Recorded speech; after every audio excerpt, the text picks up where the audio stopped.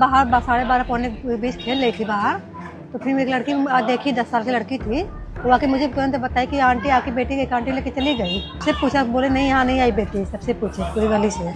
ये पुलिस बोला हिम्मत दिया, हिम्मत मत हारो, तुम रो मत, आपकी बेटी मिल जाएगी।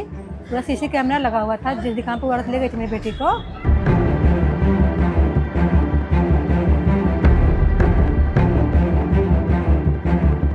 तिने तिला फसवून किडनॅप केल्याचं आमच्या निदर्शनास आले. आम्ही तिला गुन्ह्यात तिला तात्काळ अटक केली.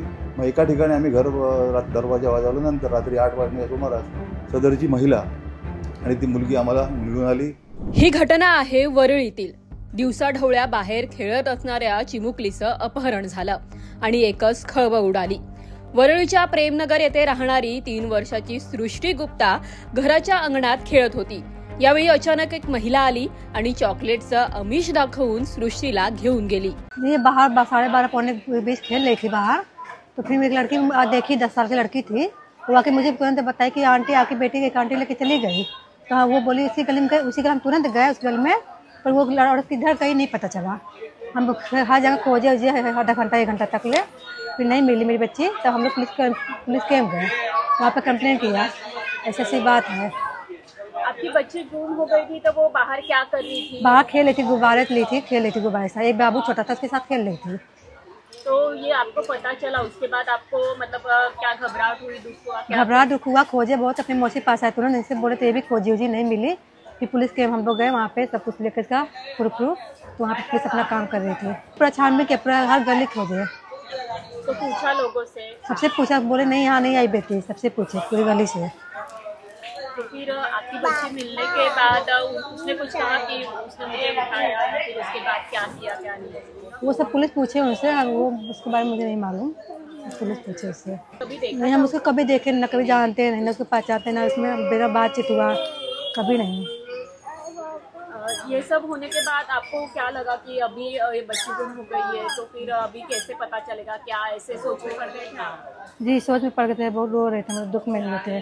पुलिस बोला हिम्मत दिया, हिम्मत मत हारो, तुम रो मत, आपकी बेटी मिल जाएगी। पूरा सीसी कैमरा लगा हुआ था, जिस दुकान पर औरत ले गई थी मेरी बेटी को, वहाँ पे सीसी कैमरा लगा हुआ था। उस सीसी कैमरे के जरिए से मेरी बेटी मिली।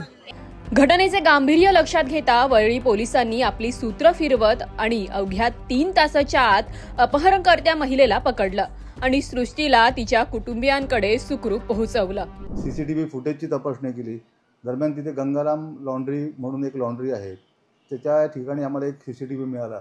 त्या सीसीटीव्हीच्या फुटेजमध्ये एका दुकानात एक अनोळखी महिला, जिने ब्लॅक कलरचं जीन्स घातली होती आणि ब्ल्यू कलरचा टॉप घातलेला, आणि ती मुलगी सृष्टी जिने हिरव्या रंगाचा फ्रॉक घातलेला, ती आम्हाला पाठीमागून अशी दिसून आली त्या कॅमेऱ्यामध्ये.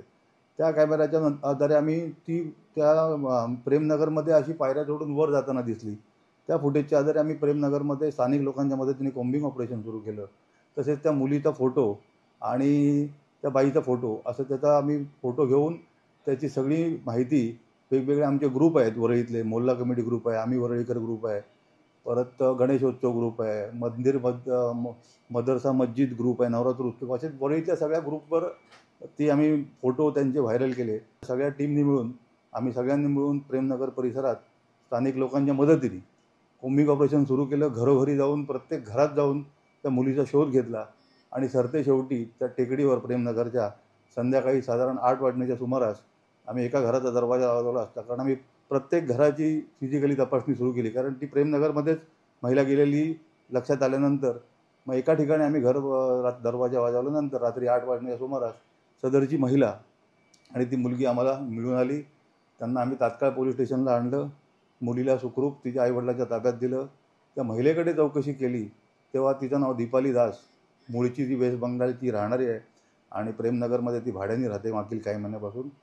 तर तिने तिला फसवून किडनॅप केल्याचं आमच्या निदर्शनास आले. आम्ही तिला गुन्ह्यात तिला तात्काळ अटक केली. सदर गुन्ह्याचा तपास, कारण तिचा मोटिव्ह काय होता त्या मुलीला घेऊन जाण्यामागचा, कारण दुपारी साधारण 1 वाजण्याच्या सुमारास ती मुलगीला घेऊन गेलेली.